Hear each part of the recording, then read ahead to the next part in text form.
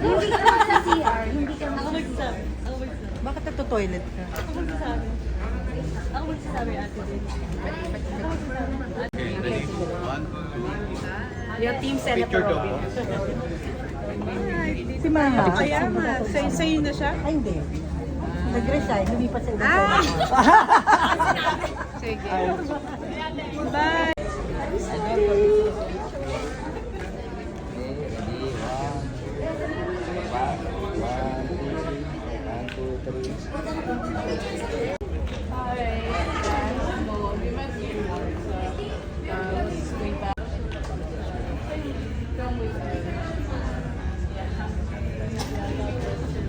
Stony.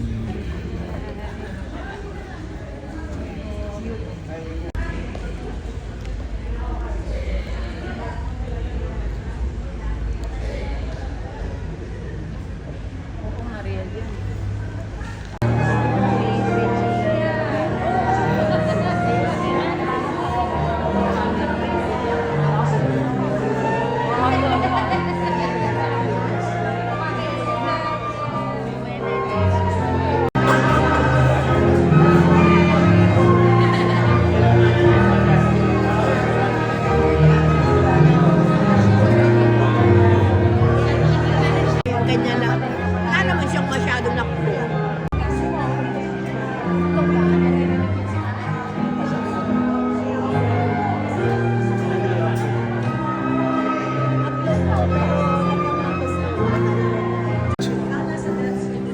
Bukada yun eh.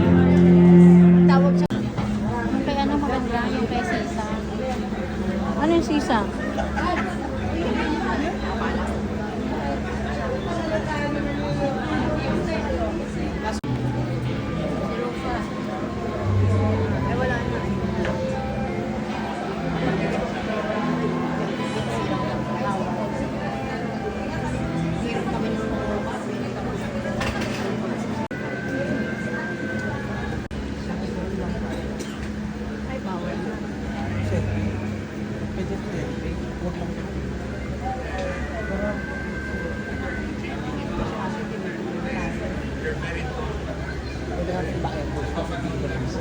Nasaan si Robin?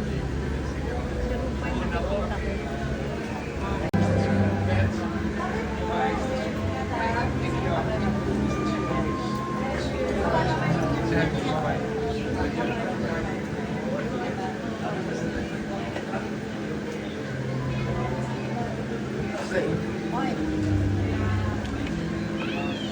Mo lang?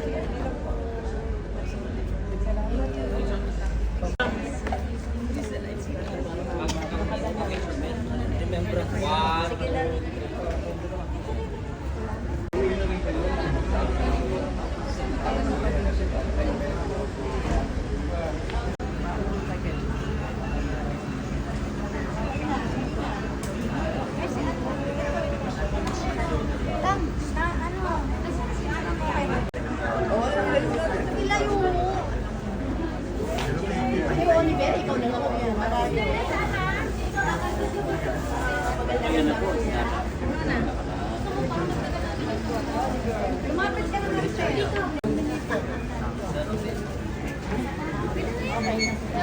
Teka na, pumasok na daw tayo. Makabidyo daw. Opo.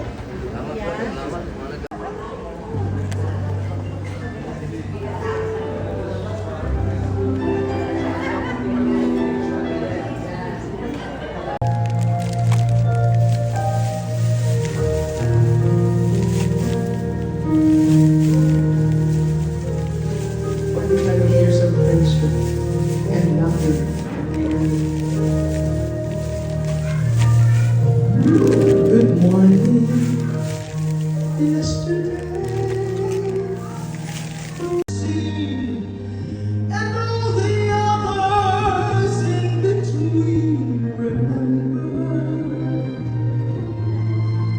Do you remember the times of your life?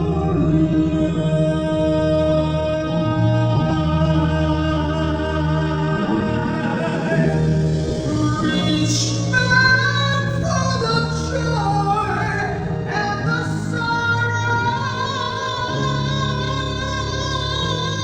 Put them away in your mind. The memories are times that you borrow. You spend when you get to tomorrow.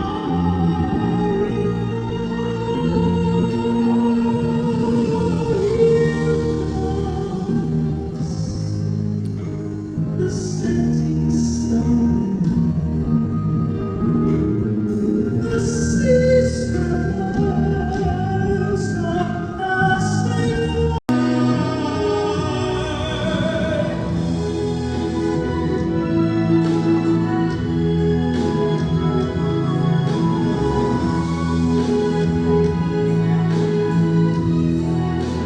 Of your beautiful life.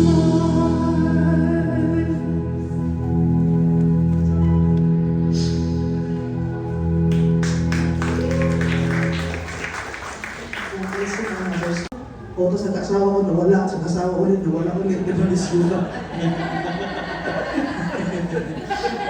Hay, ginoo ang buhay. Hindi na sa latar. Nakikita ko lang sa rupan. Kasi, noon lagi akong nakikinig sa DCMM.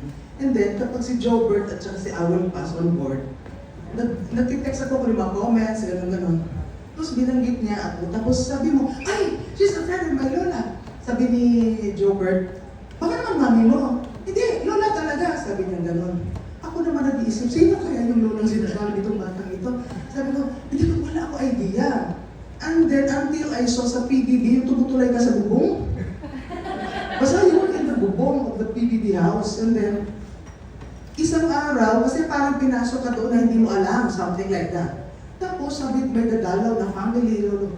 Pumasok si Kuya Rafi. Lola niya si Achong May. So, nung ko lang nalaman actually. So, ayan. Oo, ngayon yun. Nakinig ako sa iyo noon. Okay, o diba? Talagang sobrang maalaala mo kaya ang kwento, diba?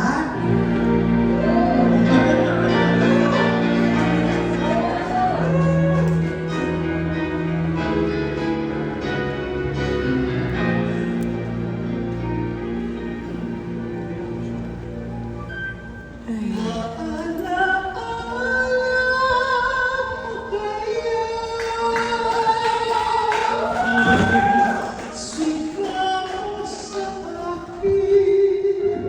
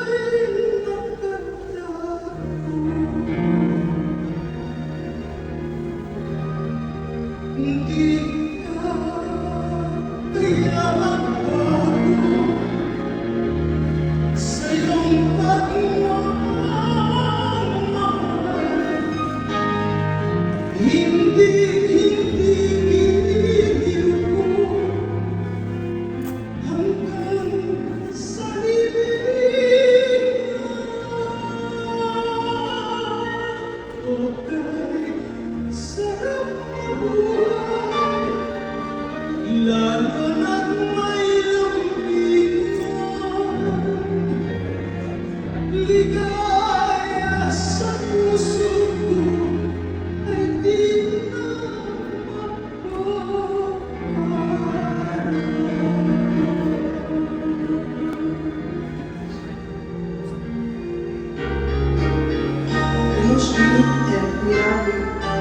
they visited me at home.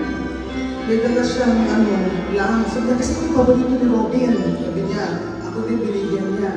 Tapos dala niya yung mga lalaking mga puntas. Tinampakan niya ako. Pati yung nag-aayaan, yung nakatayo ko lang, na itin, nakalagay ganyan. So, yeah, we're no just, she just loves every person who came by her life. And know that I'm here for this. Kahit wala lola mo, dito ko lola mo. Okay? Di ka kaya magbago sa iyong pagmamahal. Hindi tiril mo hanggang sa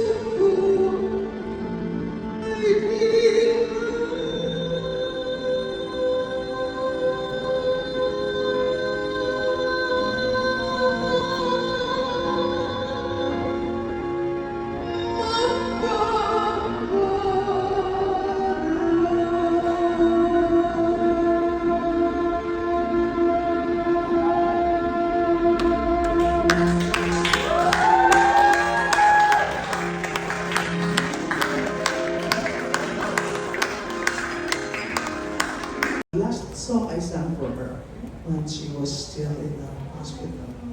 And thank you, Maria, for letting me know. Kasi otherwise, kung hindi ka never job, hindi ko talaga alam. And I'm just so happy. You know, I really believe the Lord opened a way for me to be able to go there because they were supposed to be like dalawang laka.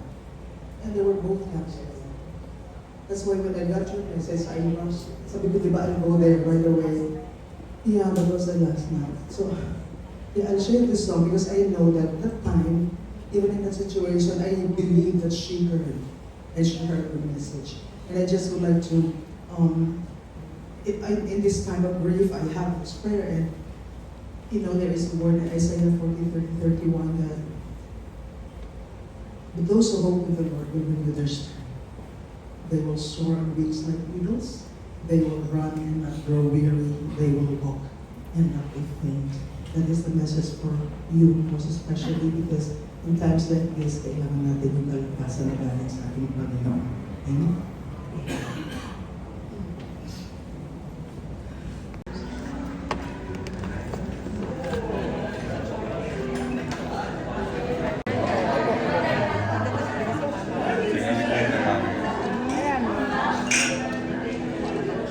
Ikaw, ate.